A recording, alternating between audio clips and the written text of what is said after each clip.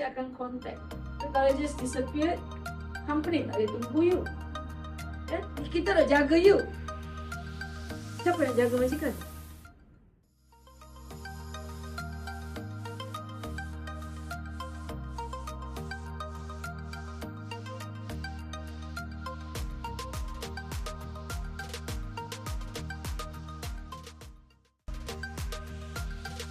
Bulan earning dia bahagi 365 hari kali dengan 20 hari kali dengan 10 tahun.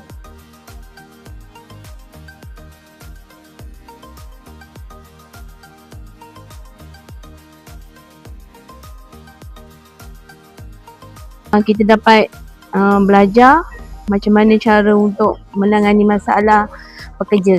Saya juga sebenarnya masih baru dalam HR, tapi dengan training ni dia dapat membantu dan dapat saya kena pasti apa cabaran dan masalah saya di company. So dengan ini saya rasa training ni sangat membantu saya untuk career development saya. Dia ni menjalankan tugas dengan baik. Dia bagi penerangan yang clear, yang mudah faham.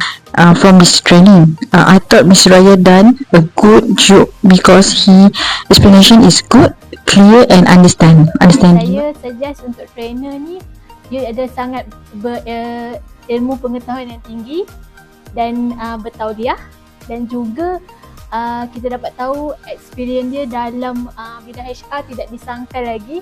Done a very good job because she is very knowledgeable, she's clear in her explanation and she's very friendly. Lastly, I have thought OTC service is good because they're friendly and the training is very good and I enjoy the training lah. Thank you. Terus saya mengajak dan menyeru pada semua di luar sana untuk join OTC, iaitu training, mana-mana training yang dia anjurkan supaya kita dapat sama-sama perbaiki dan dapat berilmu dalam bidang HR.